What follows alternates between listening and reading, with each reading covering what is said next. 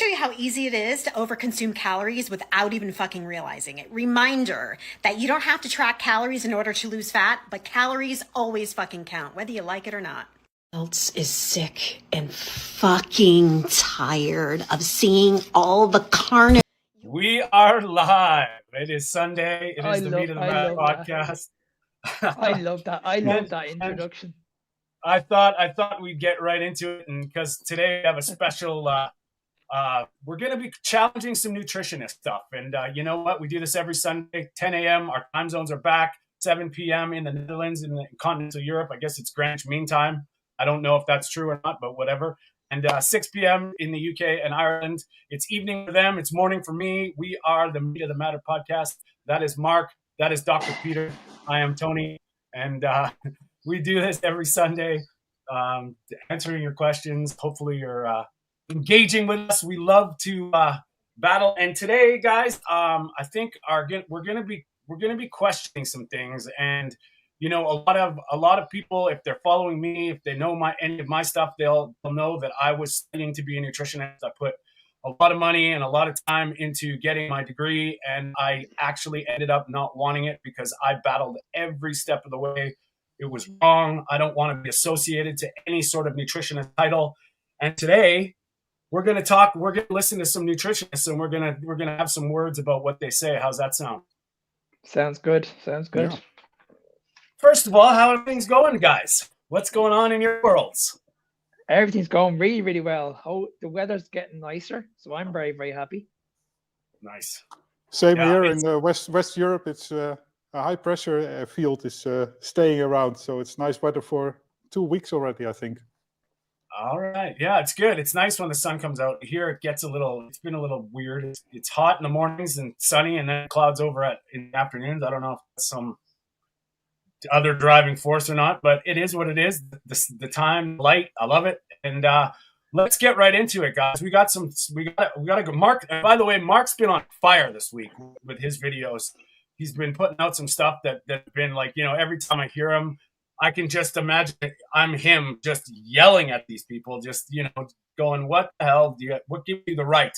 So we're going to start with this one, and we're going to be talking about nutritionists today. And you know what, this advice and just comparing it to medical advice, which this is not medical advice. We are not doctors. We are not scientists. But, you know, we've all done some things in our lives that have shown, you know, we've lived a different path and come out on the better side of it for sure. So we'll get right into it today with this right here. I'm a nutritionist, and I share a lot of anti-carnivore diet content that goes pretty viral online. But if you're new to my page, you may be a little bit confused. Why is the carnivore diet so bad? First of all, what is so terrible about this diet is the insanely high amounts of saturated fats people are consuming. We have literally thousands of studies showing the dangers and diseases associated with a diet that is very low in plants and fiber. Studies show that red and processed meat high in saturated fat is associated with increased risk of diabetes, cardiovascular disease, and certain cancers. A carnivore diet is also essentially a zero fiber diet, which is probably one of the worst things you could do for your health.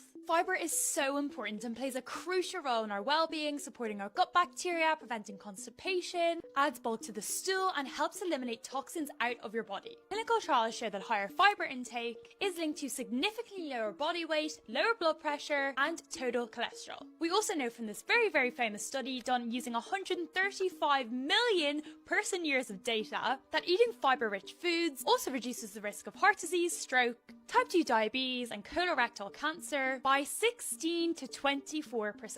Fiber has also been shown to be protective against breast cancer too. I'm also a big fan of fiber because it keeps you fuller for longer, supports weight management too, and positively impacts lipid and blood glucose levels. And lastly, just want to touch on all the people who say they've just started the carnivore diet recently or in recent years and they feel better than ever. Just a reminder that the long-term damage that you're doing to your body takes... Okay, that's enough of that. Boys, who wants to start? Well, I'll just finish off what she said at the very, very end, the long-term effects. I'm 4 years into this.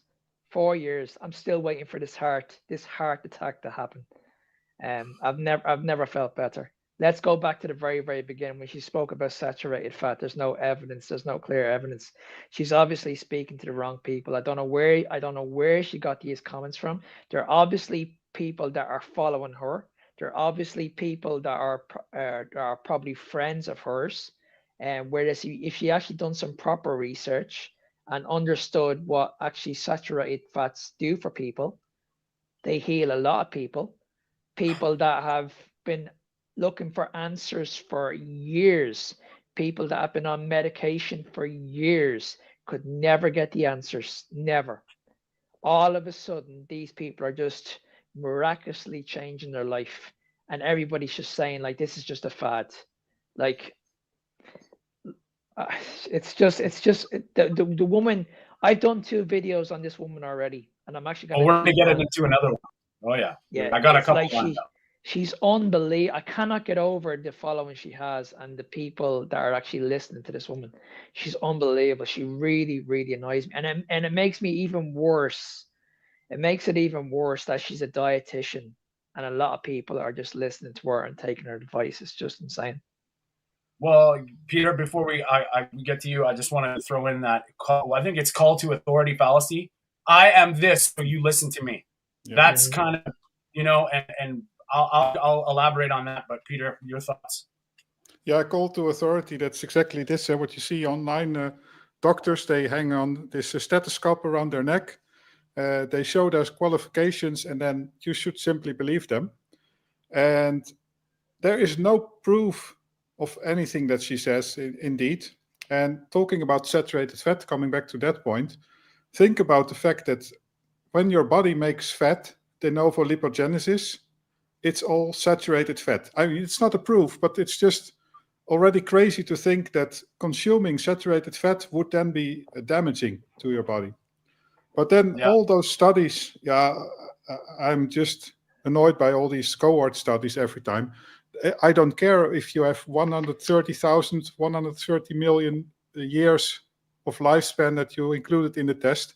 It's all in the context of a standard diet, which includes at least a minimal amount of processed food, for sure. It's just a regular diet that you find out there. And then, of course, if you add on top of that extra fat, saturated fat, which you find typically in processed foods, in junk food, in fast food, of course, you'll find a correlation. And yes, the people try to convince you that they corrected for it. But if you correct for it, you make assumptions. At the very least, you have to make assumptions about how much of the times people go to fast food restaurants to get their saturated fat. That's already a guess. Anyway, it's in the context. It's all about the context. It's on a general population. And she starts her video saying that she finds proof that a carnivore diet, or I don't know, she didn't mention keto diet, but she probably refers to several studies where they reduce carbohydrate intake or increase fat intake, and then you see bad results. But those studies typically don't involve people on a keto diet, or let alone a carnivore diet. So there is no such proof. It's all correlation, and it's guesswork, basically. Yeah, I'm not sorry, Tony. And yeah, like you said, Peter, there's not one study. I actually spoke about this on one of my videos today. There's not one study that this lifestyle that they keep on going on about promotes optimal health. From what I know, I've never seen one study when they talk about fruits and vegetables all the time. Again, I want to see when they talk about this promotes health. I want to see real evidence. I want to hear from people. I don't want to see these bullshit studies that you picked up online or you learned in med school. I want to see real research. I want to hear from people. And if you just, I'm going to touch on what you just said there, Mark, and then I'll give my opinion on this. Is if you look at most of the plant-based mainstream associative studies, all the epidemiology, you just have to look at one name, and his name is Walter Willett. He is the most cited researcher, doctor guy in the space who has the highest political clout, the most money backing, and they regurgitate and cite these studies over and over and over again. I don't think the one that she mentioned, she said, I looked, because I always look for his name. And once you start this out, you can see it's just the same stuff, just all brought up. And then there's so much, people argue about the China study, which wasn't even really a study. It was a book. And it was an observation on a study that they did, which is actually I think it's Denise Minger broke it down perfectly. She just ripped it apart, which is true. And I think that's the thing where this runs into my next point is I was told something. I went to school. I paid money to get my degree. What's the difference? If I have a difference and I learned this stuff, I saw this stuff, and I had a problem with it almost every step of the way. Every time I questioned it, they said, shut up, you don't know anything. You just, this is the way it is. So in all my forums, people would be just ganging up on me saying, you can't say that stuff. And I was like, I got really frustrated because, you were taught and told something, and then you found something else out, and you had this epiphany or this awakening or this whatever it is. You start questioning it, and then you get blacklisted, labeled, and you're stupid. And this ties into who is right. Well, I'll tell you what, guys, when you feel it and you've done it for long enough, and you can't argue that. And, we don't know if the carnivore diet literally is the optimal diet for life, it's statistically speaking, because it's never been done and it's never been studied. So all we can use is history, anthropology, tie these things together and make the best guess. But I'm a believer in how we feel. And if you feel good, and that's the thing sorry, Peter, 1 second. When people start this way of eating, they get scared by messages like that because they're only in it for a month. They haven't had a chance to be fat adapted. Their electrolytes are all out of whack. They're probably going through some kind of shock because the body's just trying to figure itself out. And it causes people to get scared and go, well, it's not good for me. But yet they don't realize the decades of not knowing, decades of damaging is actually the reason why you're feeling so shit and trying to get back to baseline. So that's all I wanted to say about that. But go ahead, Peter. You had something. Yeah, no, I think that adds to your point. Is people need to realize that there exist no studies at all on any diet, on any health or lifespan outcome of any diet. It's all correlative studies, or it's hypothesis, maybe looking at some mechanistic effects, always zooming in on certain specific aspects and ignoring basically all the rest, trying to correct for it again with some assumptions. But also realize that all this research started in the 60s, more or less. Modern nutrition and health research started in the 60s, in the era of high-carb dieting, the era of Ansel Keys. Low fat is good for you. And that's where we started. And it makes sense that if you then find correlations like fiber is being healthy, in the context of such diets, in fact, fiber may be healthy. It's probably better if you follow a standard diet with fiber in terms of reduced blood glucose and whatever than without. But the carnivore diet, there's no such study on this. And indeed, what you mentioned, you have to look at history. You need to use common sense. Look at what we have been eating for a long time. No doubt. And when I have a new, for instance, when I work with people, I have to, it's so much deeper than just eat this, eat that. Like the nutritionist, which we're going to get into, because I want your guys' opinion. I'm going to bring up some stuff in my nutrition textbook and we're going to critique it, so to speak. But what ends up happening is I end up talking people off ledges because they hear stuff like, well, Harvard said this and this guy said that. And for the most part, it's reinventing your own wheel. We have to go back to basics. And when you focus on, and I'm sorry, but if you focus on essential nutrients, vitamins, minerals, amino acids, fatty acids, and you expand from there, but you need to give your body that chance to get adapted to this, which I would call arguable ancestral way But we are so far away from that there's so much distraction, and it's really, really disheartening when you see a lot of new carnivores like go into it, and then it's almost like there's like a fork in the road where this is the pass or fail point, and one carnivore will go, I couldn't do it, I just go back to my old way. The other carnivores go, whoa, and they're in it for life. And we're seeing Suzanne, a year and a half. We all tried it for 30 days, and it's been 4 years for me too. And it's all nuance and context, and I'm helping people, and I know Mark is and Peter is just starting to think from a different perspective. And that's what it comes down to, is we're not trying to tell anybody anything. We're trying to just show another side, another point, and trying to just get you to assume the thought process. And if you throw it down on the table, it's logic and essential nutrients. Can I just add in my part on this as well? People think we're stupid, like you mentioned, Tony. Like I'm doing this since I was 17. I got qualified as a personal trainer when I was around 19 years of age. Now, during that time, I was told that you're not allowed to give any nutrition advice out. So I went back to college and I studied nutrition for 2 years, right? 2 years. When I look back at what I did for over 15 years, I used to teach this shit. I used to tell people, like, listen, eat your carbohydrates, don't eat your fats, eat a lot of vegetables, you're going to get in shape that way. I hadn't got a clue about health, not a clue. Okay. I only knew about how to get in shape. That's all I knew. Yeah. For years I did this. And when people came back to me with questions like, Mark, I'm still hungry. Mark, I'm struggling. I'm struggling with joint pain. I'd be like, well, what do you want me to do? Go and see your doctor. Work out harder. Well, yeah.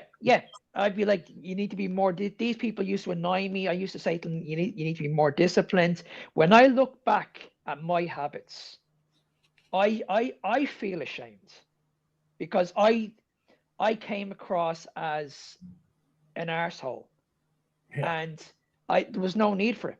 I wish I knew this advice 20 years ago, because again, we've all done this. We've all done what we were told, followed the guidelines. We all did it. Every one of us done it. It just didn't work. We all had problems along the way, and not one person in the fitness space or health space could tell us what was going on. We had to figure this shit ourselves. And this is what we're trying to do. Go ahead, Tony. Sorry. Well, and that's exactly what it is. You need, and I'm sorry, I don't mean to impose my will on people, but you need to learn for yourself. You need to figure this out for yourself. Try things. Look at things from different perspectives, and then listen to the vegans. Listen to these people, and then when you understand that it's not absolutes. There's no absolutes. There's never been nutrition science. Like, just go look at Parquet. I don't care if you like him or don't like him. The guy just questions the science that people are spouting off. And whatever he does or doesn't do is not the point. The point is, he's pointing at he's new in this space too, Eddie Goki. He's awesome too. He's just pointing out these things that are contraindicated. And we're not saying you must do this. We're saying, hey, there is a species-specific diet. Eat like a human. You need essential nutrients. And I believe the carnivore diet is a good place to start and to see how it goes. And if you expand it, start feeling better, go with it. And if you stop feeling better, change things up a little bit. If you're feeling amazing, keep going. If you're not, back it off. And if you look at a framework and you have a plan, you expand when you're feeling good. If you're not feeling good and it's not happening, give it some time, go backwards. So you may have to go back to beef, salt, and water. This is the thing. It's not personal, and it's not, there's ways of doing things. If you're focusing on, and I get these people at like when I'm talking to them, they're either on medications or they have a problem. And I'm talking about, well, it doesn't matter what you're taking or doing. You still need essential nutrients. If you're not getting the essential nutrients to heal, to function, what do you think your body's going to do? You're going to be breaking down further and further into more medications, and it's just a repeating cycle. You can eat a standard diet all you want, but if you're great, don't change a thing. But if you're suffering and you're not getting better or you're getting worse, it's time to take it. Because I'll tell you, that's what I found is all these people, they're coming from the same place. They're not looking at you and contextually and what you need, right? And it's just, we can argue fiber. All these things are non-essential nutrients. So yeah, and another absolute that is always mentioned is that you need to eat all of the food groups. And food groups, I think Bart K would say something like, maybe he has actually said it, are a human construct. Food groups. Yeah. I mean, who cares about food groups? It's about the macronutrients and the micronutrients. Yeah. Who knows? Maybe even a little bit of fiber if you want to argue that. But it's about those things. And food groups, we invented it because, again, modern science started in the 60s. And those were the food groups that we came across in our diet. And that's the same as saying that a human is omnivore, so we have to eat everything. Yeah. Well, it doesn't mean that we have to eat everything. We can eat everything, but we don't need to. And you can argue like how much of vegetables. Maybe it shouldn't be zero. I believe these are like, honestly, my belief systems are God and Mother Nature knew exactly what they were doing. I mean, whether you want to argue we were of evolution or created, whatever, nature knows. And every time we mess with nature, we get smashed in the face. That's obvious now. So you want to make this shit in a lab? It's not the same thing. You want to make this shit out of plants? It's not the same thing. You want to try and justify that chemicals are okay, but they're not natural. So there is no place for TSP in our diet. There is no place for BHT in our diet. So where are we coming from? And we just start looking at this thing like we're trying to prove these things are okay. But if we all know they're not. Simple. Why? It's a man-made petrochemical. No place being in our diet. The burden of proof is always on the wrong side. You should prove that it's safe instead of the other way around. Doesn't make sense, right? And that's the thing that drives me nuts is like we're sitting here arguing and trying to disprove people that are feeling amazing and resolving health issues that were deemed impossible. And I agree with that, Suzanne. Carbs are not, they're entertaining. Actually, that's a good point because I hear all the time people say, oh, I would never be able to do that. It's too boring. If that logic there, if you just think about it, we do not eat for entertainment. We're not created or evolved with fine dining and social gatherings. We feasted to celebrate food, which was, you could argue, the hunt. Like we're able to live, thank the Creator, thank God, say your prayers, but we're still needing human food. And they're creating this shit, trying to tell us that we're not natural, that this is better, that we're smarter than God and Mother Nature. And that's where I just like, it's really, really tough to say, right? And here's something about seed oils, guys. This is kind of something that dawned on me today. I think, Mark, you might have put something, we're going to talk about this in a bit. If you substitute seed oils, anytime someone says seed oils this or seed oils that, substitute it with tank lubricant or machine lubricant or, industrial greasing. Substitute with that. Because I'll tell you what, every single seed oil that's in production had a purpose before it was food. So if you can say it's good or not good, well, I'll tell you what, go to your mechanic, get some grease for the wheels and start chugging it back. Let's see how you do. Sorry, that was a little bad, but that's just the logic, right? 100%. I have a question for you guys that just came into my mind a moment ago when we talked about food groups. And what I like very much when you see a typical nutritionist, one of them we'll see in a moment, I think, is they bash on carnivores, on the real carnivore diet like we promote, like just meat, no fruits and vegetables. But then you have a large community of animal-based people. And what I like so much is that they are thriving as well, typically, with some carbs and that usually very active people. But those nutritionists get into trouble when it comes to those people because they argue all the time that, you should include some fiber and some fruit. And here there are those people, including a little bit of fruit. And basically they are eating the same way as us. And they are perfectly healthy and they cannot argue like, oh, you're doing it totally incorrectly. I mean, yeah, you should maybe add some vegetables, but they cannot bring an argument to the table why they should also add vegetables on top of those fruits. No doubt, right? And that's the thing that we don't, a big deal right now is, where are you starting from? Because I believe we are so far removed from where we're supposed to be genetically predispositioned to be.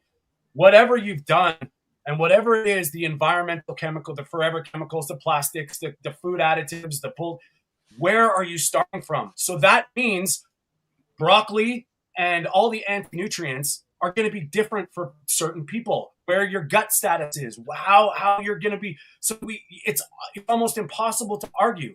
They tell you to eat more of the stuff that potentially could be causing harm because it's good and you're broken. That doesn't make sense. Yeah, and see, the thing is, people think that just because we eat this way, we don't have a choice. So it's not like, okay, we're not allowed to eat fruit. We're not allowed to eat vegetables. We just choose not to because we don't actually need them. We don't need them. Exactly. We don't need to. We don't rely on them. We don't miss them. We don't have any issues with digestion. We don't have any issues going to the toilet. So give me one good argument why I need to introduce these foods into my life when everything is perfect. I have unbelievable good health. My bowels are in the best condition ever. My digestion is in the best health ever. Please give me one reason. And you know what's funny, Mark? When you say that, you'll talk to that girl nutritionist and she'll say, how do you know? You don't know that. You haven't, that's just not proven. Oh, really? Show me a study that I feel amazingly great every day. Show me a study that's telling you that I have no problem taking a poop. Right? Yeah.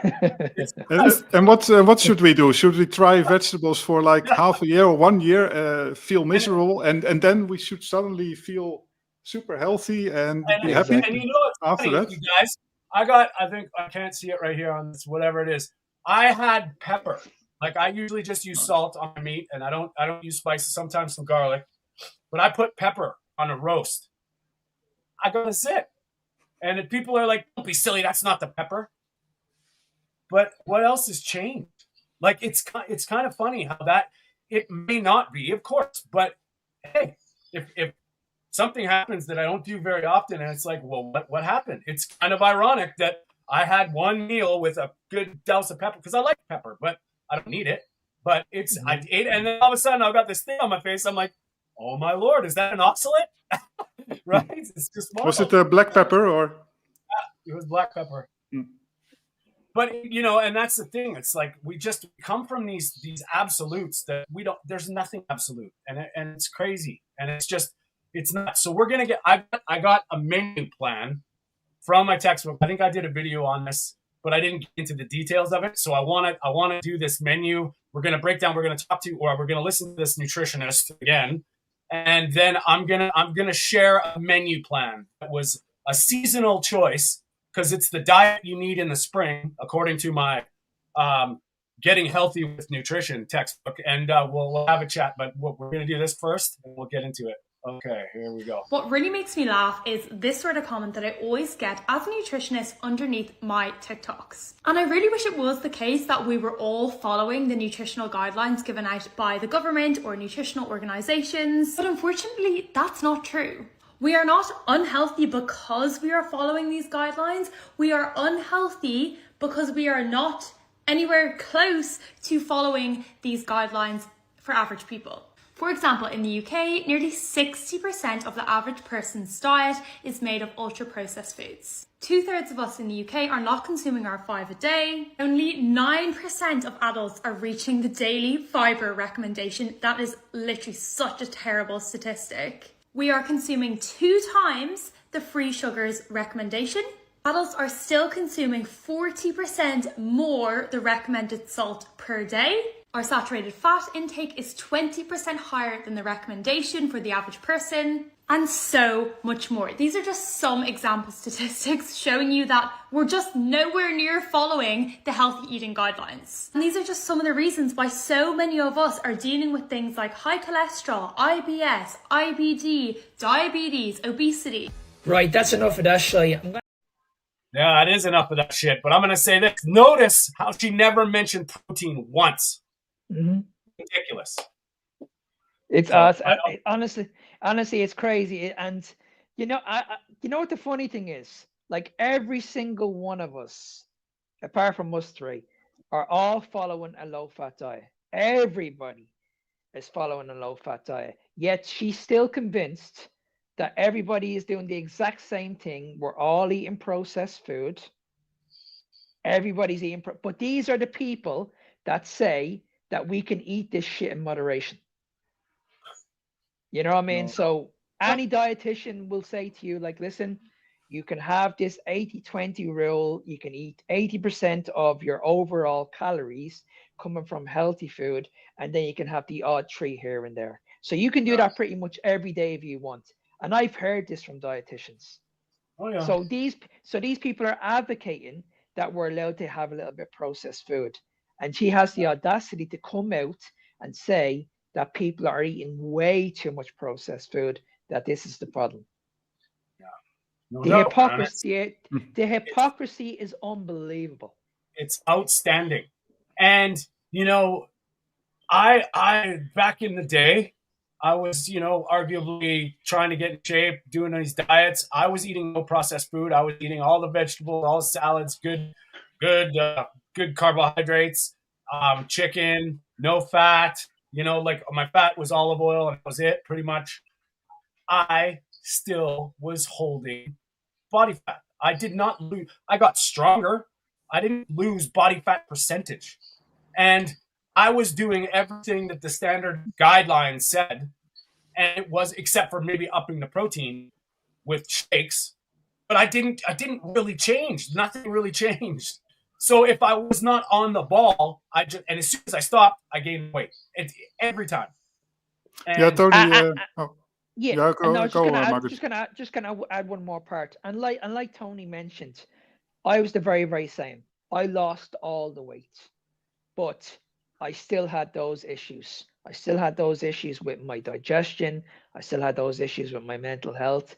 So yeah, even though I lost all the weight, it didn't fix jack shit. yeah. Peter? Yeah, no, I was thinking about, you mentioned salad, Tony. And I think I also see a remark here from Rick that, yeah, you need spices to spice up the food, basically. And when I think about before going carnivore, keto, low carb, I was eating whole foods, by the way. So I was never eating really processed food. But what I do remember is that the government institutions and the dietitians and who knows who are all advocating variety. And one big problem with variety is that you start to change your diet every day. Then every day you'll add something new to your salad. And one thing is really bad, and that is eating something different every day. It's just the chance that you get anti-nutrients or other troubles, food intolerances, that you find a food that you are not able to handle perfectly well is very high. And the government institutions promote variety, as a sort of simple trick without being informed to still hope to get all of your vitamins. But nobody in the vegetable department is thinking like, oh, I should pick this vegetable and this and this and this one, and then I will get exactly this amount of micronutrients like magnesium and blah blah blah blah blah. Yeah. And No, you're right. I suffered from that. I remember that I was bored from eating food, so I would need to eat something new. I would go to a farm also here, get some local vegetables, some spices, nuts and seeds, and all these things. But they mess up your digestion if you just take something new every time, even if you're a healthy person. And the nice thing about carnivore diet, or also if you go low carb keto, probably if you do it well, you stick to typically a smaller range of food. I mean, there is a lot of variety. There's a lot of possibilities. Yeah. But on an average day, I just eat my steak. I eat some raw eggs, and that's it. And listen to I'm your not bored. Okay, guys, I have a special treat today. Okay, because like I've been, you know, getting some people questioning where we're all coming from, and I'm just like, okay, so this was Nutrition 101, 102, 103, staying healthy with nutrition. And this is the spring menu plan. So I would love to hear your comments. And people, just to thank you all for joining us, all the people on the live, and please like, subscribe to the channels, all that stuff. It really helps us push this into the faces of all the non-believers anyway. And we do appreciate you being here. But I'm gonna save this menu plan, and this is I think it's a 7-day, but we'll do 4 days, and you guys can give me your thoughts on it. I'd love to hear your comments on this too. And this you'll probably hear by the beginning. By the middle of day 1 meal, you're going to see where my brain would have been at while I was reading this stuff. So this is the spring menu plan. This will help anybody. This is what you should eat. Fruit. Day 1, fruit, 1 or 2 oranges. Breakfast, cream of wheat or rye, plain or with some honey and oil or butter. Snack, 1 handful of soaked almonds. Lunch, pasta and garbanzo salad or mixed lettuces and spring greens, and a sliced red radish with avocado dressing. Snack, glass of orange juice or whole wheat crackers. Dinner, pureed carrot soup with lemon, miso, and dill. Steamed artichokes with tofu nays. Herbal tea with honey. Day 2, grapefruit, fruit. Breakfast, cream of rice or puffed rice with yogurt, basically cereal. Handful of raw or roasted pumpkin seeds. Lunch, first time we hear this, chicken breast with tomato paper sauce and a spinach salad with tahini dressing. Snack, rice cakes. Dinner, vegetable minestrone with rice. Snack, rice or soy ice cream. So there you go. That's how I feel about that. You guys tell me what you think about that. How long would that sustain you, and what's the problem? All I heard coming out of your mouth there was telling me it was just sugar. That's all I heard. Peter? Yeah, a lot like what I just explained. A lot of sugar, dressings, and nuts and seeds, all kinds of weird stuff that will just mess up your digestion. Interesting, hey? And this is a sample of, in my mind, where's the protein? Where is, you're going to get garbanzo beans, chickpeas are going to be your protein source? Seriously? Rice? That's it? And that is the sample menu that you are supposed to tell people to eat. Like, that is the best menu, like the best diet plan ever. It's like, and I can only imagine somebody doing that and how miserable they would feel. No doubt. And I mean, you want to talk about portion sizes, how much you'd be eating, like, especially, but men trying to fill themselves up on that stuff. Holy mackerel. It is nasty duck food. It's ridiculous. And that's what I went through. You should see the summer menu. It's even worse. But it's just, and this is 2 doctors, PhDs, wrote this textbook. And, who am I to question them, right? But that's what they're teaching me. And it's unbelievable. And that actually, I see, that's a pathway to harm. That's a pathway to frailty. That's a pathway to sarcopenia. That's a pathway to hormonal dysfunction. That's a pathway to neurotransmission and brain shit that you can't even imagine. Depression, anxiety. That is what happens. There is no fatty acids that are worthy. There is no protein that are your building blocks on that. You're filling up with shit sugar. And, that's the problem, right? So, I'm a bit surprised by this because those people are typically proponents of the Mediterranean diet, but they don't seem to be aware of what the typical Mediterranean diet is like. If you would go into the mountainside of Italy or Spain or the seaside there, people eat a very simple diet, not a huge amount of variety, just plain ingredients, some vegetables, fruits, a lot of meat and cheese, fish, that sort of things. And this is a farce. This menu here, it's like soy and seeds and all kinds of duck food. And arguably that's a balanced diet. And to be fair for them, they don't suggest seed oils. They suggest olive oils and coconut oil and avocado and oil. Butter even. not too much coconut oil, because that's saturated fat and that's bad. But it's unreal how the principles arguably are good. Like, if it's a natural, but all those vegetables, all those things, where are they sourced? How are they getting to you? Where are you going to find them that are no pesticides and bullshit? You got to eat organic, spend like that menu people think the carnivore diet's expensive. That menu, if I bought that, that's like $60 a meal. You know what I mean? So you're asking for trouble when you're mixing fat and sugar together. That's when you're in serious trouble. Yeah, no doubt. And it's just and that's the stuff that I was going through every day. And I'm sorry. And all the vegans that are doing this for their own ethics or their own reasons, I respect that. I don't agree with it, but don't push that on people telling me it's better when we're looking at these people destroying their health. And then it's so funny because we see carnivores, vibrant, like healthy, just glowing life, and they're telling us that that's destroying our health faster, which blows me away. And that's I'm the same, Tony. I see an awful lot of plans. I see an awful lot of diet plans on a week-to-week basis. People will tell me, like, this is what I used to eat. They'll tell me exactly what they're eating, and no word of a lie, the first 4 meals don't even contain protein. What they contain is a lot of carbohydrates, a lot of whole grains. They're drinking whey protein shakes. They're been told that protein is overused. We don't need to use it that much. This is no word of a lie. They're saying it's underrated. We don't need to focus too much on it. This is coming from people that are the same age as me. Yeah. You know what I mean? And I'm like, I'm saying to these people, like, listen, this is the most important time of your life where you need to maintain muscle mass. No, arguably. And this is, it's unbelievable. And these people are told that there's nothing wrong with bringing your protein down. There's nothing wrong with not going to the gym and doing weight training. You can implement cardio sessions on a week-to-week basis. And I'm like, Jesus Christ, guys, get rid of these people. Get rid of these people. That's the programming, Mark, because it's not about building new muscle. It's about maintaining it, exactly. And keeping you not losing your muscle.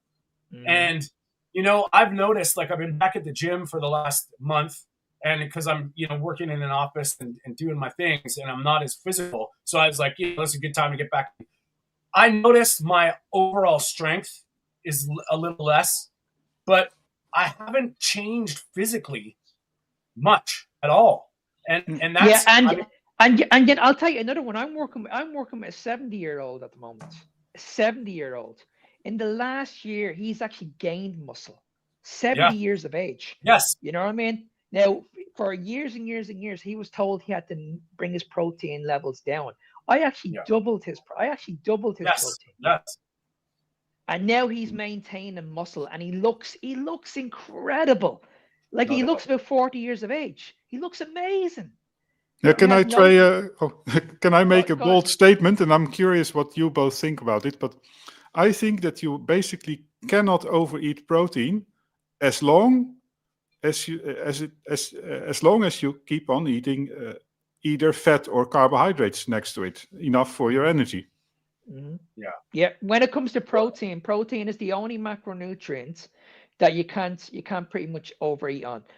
If that was the case, a lot of people wouldn't be able to do these protein modified fasts where they just eat a lot of protein. These people can't even finish the meals. Why do you think that is? Because it's sending a signal to the brain like, listen, I've had enough. The only problem is, though, when you eat too much protein and not the fats, that's when you're going to start feeling miserable.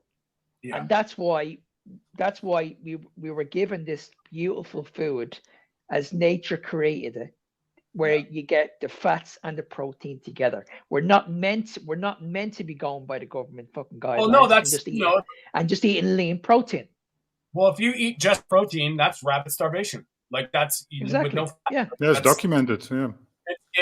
There's two extremes, right? Like, and I found that, for one, if you don't know who Gabrielle Lyon is, you should check her out, because anybody that's new to this way of eating should understand she was a geriatric clinician. She saw frailty. She saw broken hips. She saw the breakdown of people. And she observed, not studied, in clinical practice, that people were not getting enough protein, and it wasn't about putting on muscle. It was about the older you get, the more important it is to maintain your lean muscle, tissue, bone density, all that stuff. And go figure, all your peptides, all your enzymes, your hair, your tissues, your nails, your skin, all that stuff is protein. So Yeah, your bones. Like you need, people talk about collagen. Yes, of course, but collagen's protein. Like you need the right amino acids to keep and as you get older, the argument is you do things a little slower, which arguably is true, but you need to be more on it. And, like when I'm trying to teach people about protein, it's like you can't compromise protein. If you can't eat enough food, then you need to make sure you're getting enough protein before anything else. So all these people that are a little bit older that are eating salads and trying to eat but they don't eat that much and they eat 2 ounces of protein a day, you're gonna it changes things, right? So and people need to understand this as well, that when we say protein, guys, we mean protein. We mean animal-based protein. We're not talking about supplements. We're not talking about vegan protein. We're talking about protein, amino acids. And don't read the packages either, because that protein is just crude nitrogen. It's not the amino acid breakdown. And the reason why, one of the reasons we advocate for this way of eating, you don't have to think about it. If you eat a steak or a chicken breast, even obviously add butter in our perspective, but that's complete protein. The amino acids are done for you. You don't have to think about any of this stuff. If you're eating beans and rice for your complete protein, you're going to eat a lot of beans and rice to get the right amount of amino acids. Right? And not only that, like the woman mentioned earlier about eating for pleasure or eating for fuel. When you eat the right food, you're going to be full. That's it. Yeah. It's just you're fueling your body. You don't have those cravings. You don't have that enjoyment of eating shit. It's like, okay, listen, I'm done. I don't need to eat anymore. And that's the way everybody should be eating. Because when you do a low calorie diet, it's a form of starvation. Yeah, and you're gonna struggle if there's a lot of sugar in the diet, because people don't understand that sugar is addictive. And this is what leads to what Tony was talking about. The reason why people overeat and they can't stop is because these foods are not filling. They're sending a signal to the brain saying, listen, okay, this is not enough. I need to eat more. And it's very, very easy to overconsume on shit food, guys. I did it myself. No, we all did, right? That's it. So guys, we're going to switch gears here. We got to get write that down in for this week. And we've got a whole other topic to talk about, which Mark, this video is fantastic. Just a reminder to everybody, please help us out, subscribe, like, all the stuff.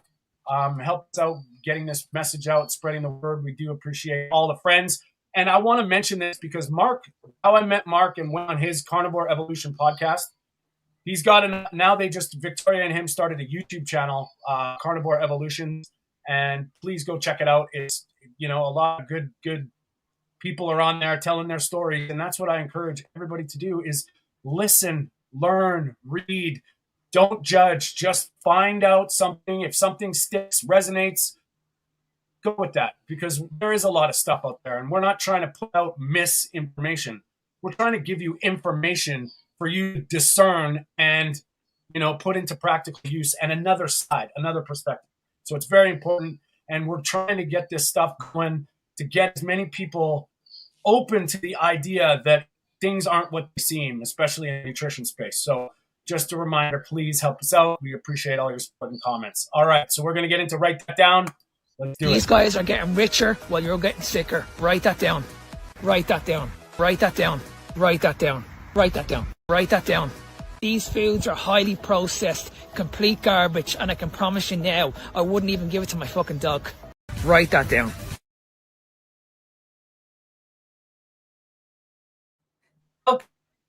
Welcome to another edition of Write That Down. We got a good little video. Mark does these videos every day, and he doesn't feed that shit to his dog. We know that, but we got some stuff to deal with.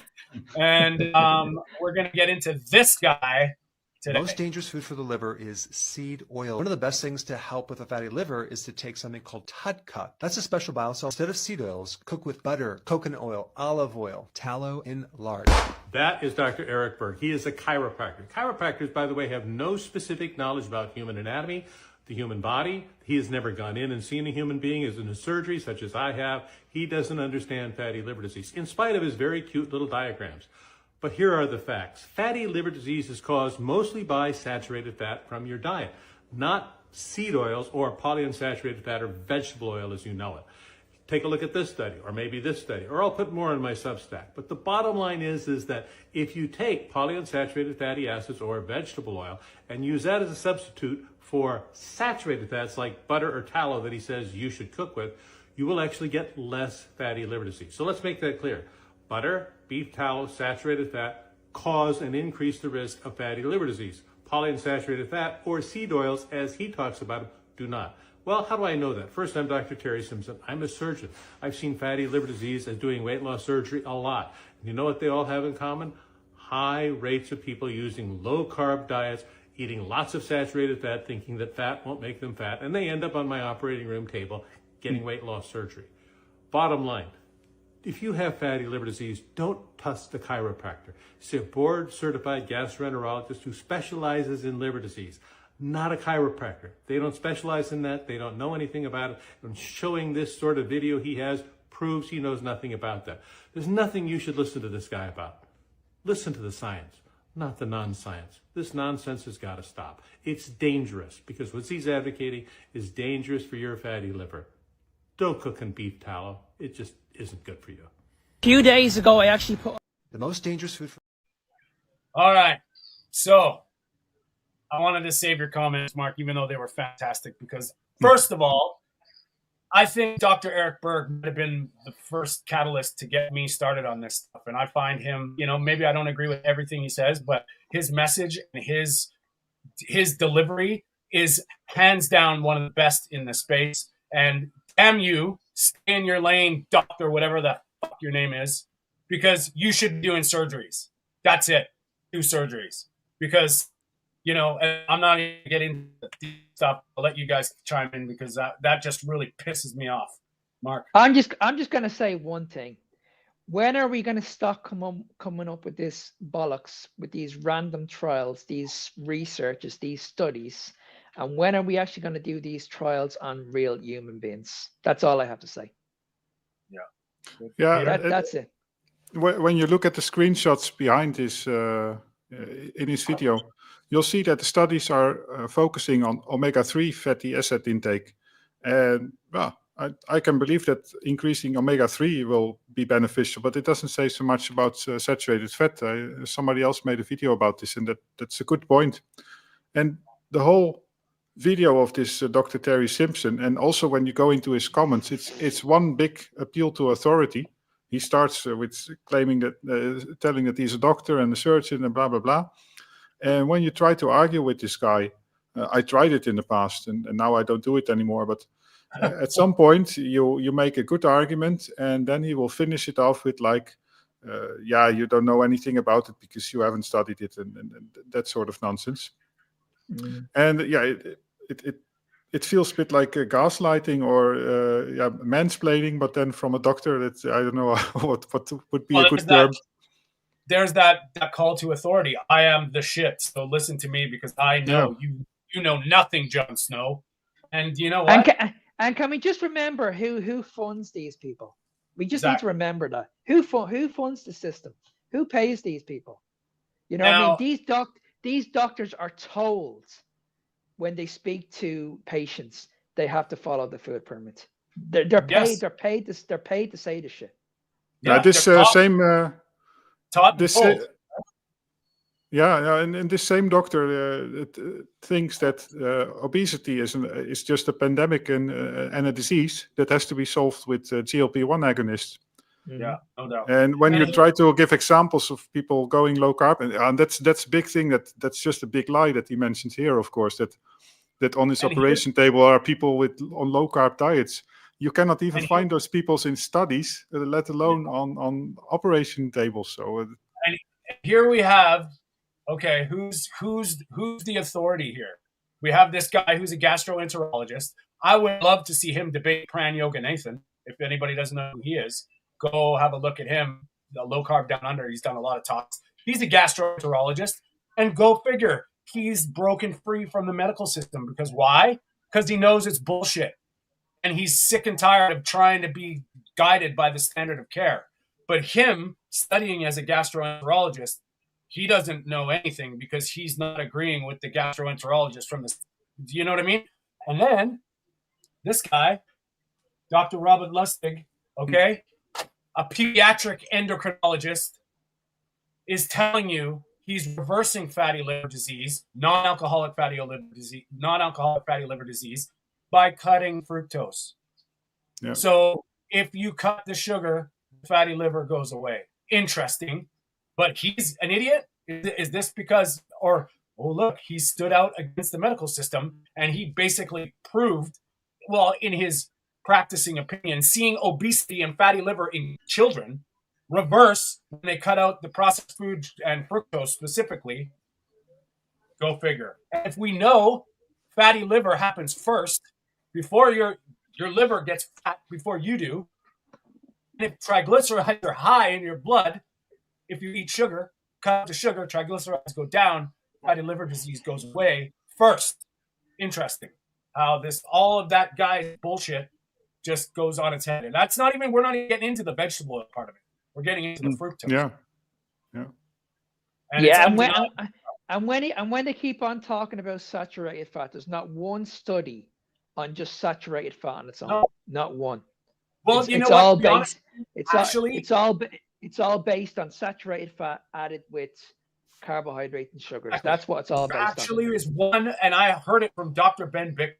He studied saturated fat, and it's interesting because he did the study, and he did a study that saturated fat caused insulin resistance and a bunch of stuff, but then he retracted his statement because they weren't doing it in a body. They were doing it in a cell, in a petri dish. And he's like, without the whole metabolic process and pathways, it's different. Oh, look, if you take the body and give it natural, normal function with saturated fat, it's completely different than actually activating the cells. Anyway, he admitted he was wrong because they didn't study the whole picture. They studied one aspect of it. So, you know what? When that guy who's a metabolic beast, you know, he'll tell you, you know, fatty liver gets resolved with cutting. And not to mention, this is what blows my mind too. Saturated fat comes with fat-soluble vitamins and essential fatty acids. Seed oils, vegetable oils, even olive oil does not. I mean, I'm not saying there's not nutrition in olive oil, but it's crazy. This is just nuts. Yeah, and that's the silly thing. On the packages of seed oils in the supermarket, you'll always read vitamin A, D, and E, and they are all added. Yeah. And right. I never knew this until a few years ago. Many people won't know it, and typically when you add vitamins, they are not the high quality vitamins probably, because if you buy a supplement of 30, 40 euros per month, you think about the proper type of, especially if you take B vitamins or so, but also vitamin D, you take care to take D3 and you combine it with K2 and that sort of things. Yeah. For sure, vitamin D without the number on the package of the seed oil is not vitamin D3. It's just D2. Yeah. And that's next level stuff that really, which is wild, because if you just don't think and just eat meat, fat, and we're not even talking about vegetables here, just eating enough meat and fat, you're getting everything your body needs. And, you know, if you're getting everything your body needs, how is that damaging? Like, that's the thing that blows my mind about, look at coenzyme Q10. That's the heart required. Like, the heart's a pretty active muscle. It's an involuntary muscle. It's beating. It's going. It needs the stuff it needs. Coenzyme Q10 is a big factor with the electron transport chain and how energy transports. How is the stuff that's high in coenzyme Q10 killing you at the same time, causing heart disease, right, in nature? K2, same thing with your blood. They want you to eat less saturated fat, the stuff that has vitamin K2, that's antithrombotic, anti-clotting. but yet this is the stuff that's killing us. And it blows my mind. Yeah, it's crazy. It's absolutely crazy. Well, boys, we should probably wind this one up. We're getting on to an hour, and I had a good time today. It was good to kind of. Yeah, I'm happy we don't see more nutritionists. That's enough for today. And just like before we say a final message, we don't, obviously we're not doctors, we're not scientists. We say this a lot, and I think it's time that you have to start really taking responsibility for yourself. And I don't expect you to listen to us. I expect you to challenge us. That is what it's all about. And you know what? Wherever that road that leads you is, it's going to be a better place, because you're going to learn different information. Discern for yourself. Nobody can tell you anything, especially when it's just regurgitated garbage. And I started reading studies. We all learned the science, and once you see it, you can't unsee it. It's really quite wild. We'll do an episode one day about all the propaganda and all that sort of false how we got here, because it's actually mind blowing. And once you start lifting the veil and understanding a little bit about how it's deeper than nutrition and how the world works, and the profit driven institutional agenda is way more important to them than your health. And that's, kind of what I'm going to say. I would love one of these influencers just call me out on a live chat. That would absolutely make my day. Just one. I only want one. I just want to go. I just want to go live with one of these dietitians, one of these influencers. And I've always said this to these people. I'll never come aggressive. I'll just have a civilized conversation with you, but I will back up my bullshit, and I will show a lot of people that basically what you're talking is complete rubbish. And I have no problem doing this face to face. No problem whatsoever. No doubt. Where can people find you, Mark? People want to find me, usual. You can find me on Fitness Beyond Time 01, or you can send me an email at ennismark93@gmail.com. Right on. Peter, any final thoughts? No, not really. Yeah, and I'm still the Dutch carnivore. So if you want to know more about carnivore, look up my channel on TikTok, Instagram, or YouTube. Yeah, please, guys, help us out. Make sure you're following these guys. You can find me usually at Tony Stewart Coach, obviously on this channel, or Peter's Dutch Carnivore with our podcast. We do appreciate everybody that's joining in and asking questions. We're trying to get this message out. It's kind of neat coming from an international perspective. We're very different people, but we have very like-minded philosophies, and we've been there, we've done it. We put some years in this, and we're not trying to trick or convince you of anything. And I think that's the beautiful thing about this is, you know what? You need to do this for yourself, and we encourage you to take the power back, because It's possible. All the naysayers and all the bullshit, where's that got you? If you are suffering, if you need help, reach out to one of us. You can find me you can find at TonyStewartCoach@gmail.com.